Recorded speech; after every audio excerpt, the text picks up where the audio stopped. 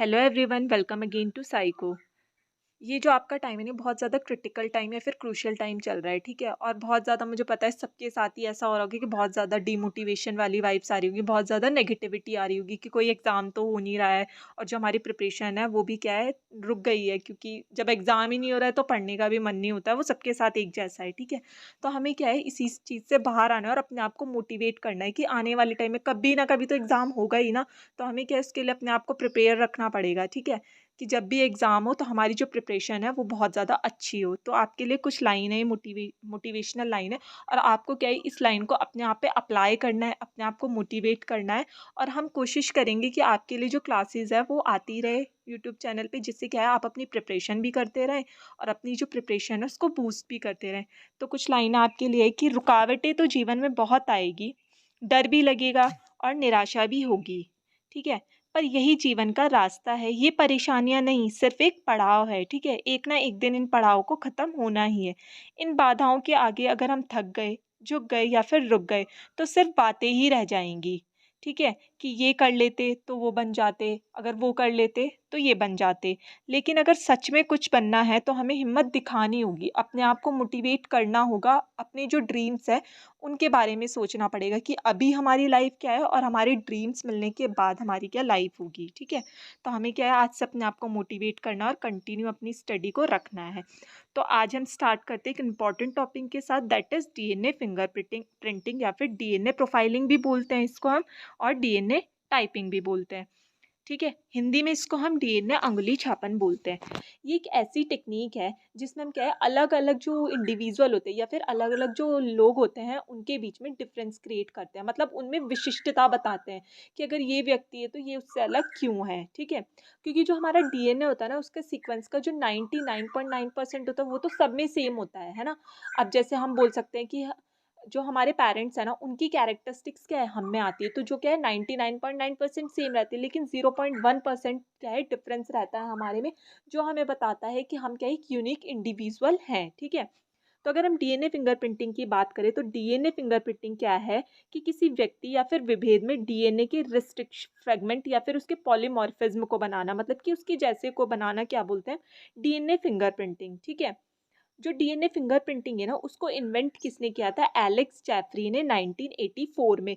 किसी-किसी बुक्स में आपको 1985 भी देखने को मिलेगा, लेकिन अगर हम एनसीईआरटी की बात करें तो ये क्या है 1984 में जो एलेक्स जेफरी थे, इन्होंने अपने कुछ साथियों के साथ डीएनए फिंगरप्रिंटिंग के बारे में बताया, ठीक है। अब जो ये डीएनए फिंगरप्रिंटिंग होती है या फिर डीएनए की संरचना होती है या फिर आनुवांशिक पदार्थ होते हैं, वो क्या होता है, विशिष्ट होता है, प्रत्येक जीव में विशिष्ट होते हैं। मतलब कि हम बोल सकते हैं कि ऑल इंडिविजुअल आर डिफरेंस, है ना। किसी की हाइट कैसी होती है, किसी की, लेकिन एक सिर्फ 0.9% जो डीएनए होता है ना, वो तो बिल्कुल ही विशिष्ट होता है, वो हमें किसी से भी मैच नहीं करता है। लेकिन जो 99.9% होते हैं वो क्या है, हमारे पेरेंट्स से या ग्रैंड पेरेंट्स से मैच हो जाते हैं। तो इसलिए हम बोल सकते हैं कि जो प्रत्येक जीव का डीएनए का कर्म है या फिर सीक्वेंस है, ठीक है, वो किसके समान होगा, हमारे पेरेंट्स के, हमारे मदर के, फादर के क्रम के समान होगा। अब अगर हम डेफिनेशन की बात करें तो डीएनए फिंगरप्रिंटिंग क्या होता है कि ये क्या एक केमिकल टेस्ट है, जो क्या है हमारी जीन्स में जो मेकअप होता है, या हम इसको बोलते हैं जेनेटिक मेकअप को शो करता है किसी पर्सन के या फिर उसके पेरेंट्स के।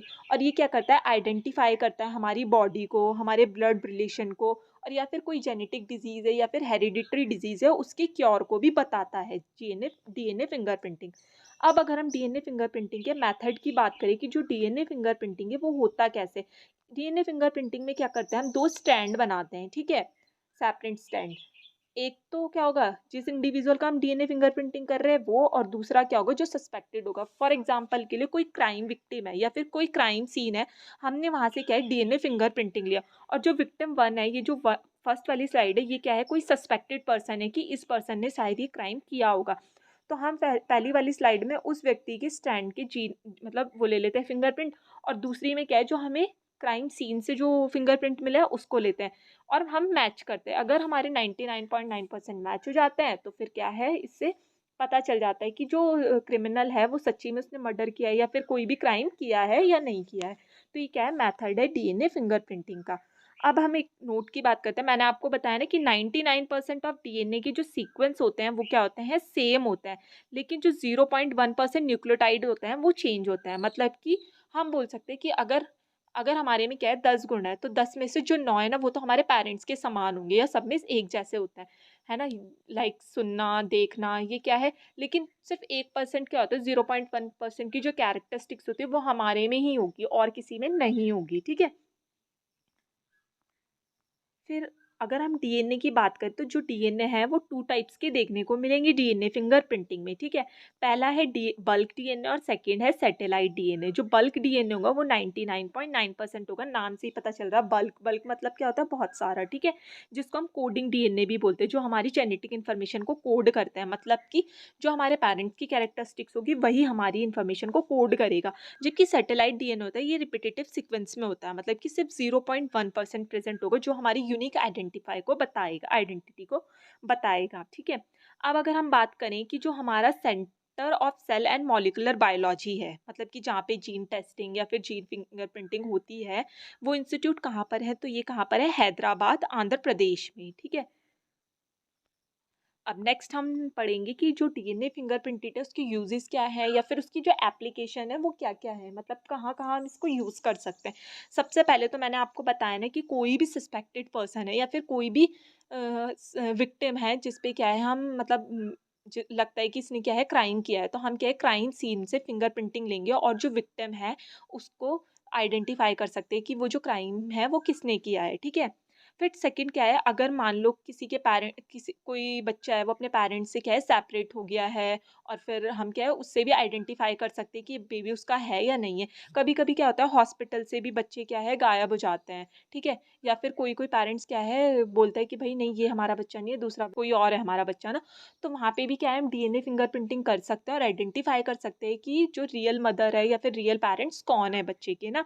फिर कभी-कभी क्या होता है कोई डेड बॉडी है, ठीक है? बहुत ज़्यादा डैमेज हो गई है या बहुत ज़्यादा ओल्ड हो गई है और हम क्या है उसको कोई उसके लिए क्लेम करना चाहते हैं कि ये बॉडी क्या है हमारे किसी नोन की है, तब भी हम क्या है डीएनए फिंगरप्रिंटिंग कर सकते हैं और जो बॉडी है उसको आइडेंटिफाई कर सकते हैं। अगर अपने ऑर्गन को डोनेट कर रहा है या हमें ऑर्गन ट्रांसप्लांट करना है, तब भी हम क्या है जेनेटिक मैचिंग के थ्रू या फिर फिंगरप्रिंटिंग के थ्रू आइडेंटिफाई कर सकते हैं कि जो हमने डोनर से जो ऑर्गन लिया है, रेसिपिएंट है उससे मैच हो रहा है या फिर नहीं हो रहा है, ठीक है? फिर लास्ट क्या है कोई भी जेनेटिक डिज़ीज़ हो गई या फिर हेरिडिटरी डिज़ीज़ हो गई ना, उसको क्योर करने के लिए हम जेनेटिक टेस्टिंग कर सकते हैं, ठीक है?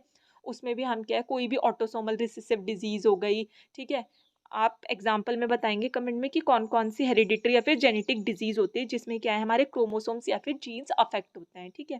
तो आज की क्लास में हम इतना ही पढ़ेंगे। Thank you class. I hope आज आप थोड़े से मोटिवेट हुए होंगे और थोड़े से अपनी जो स्टडी है उसको बूस्ट अप करेंगे आज से ही और अपनी जो प्रिपरेशन है उसको 100% करेंगे। Thank you class.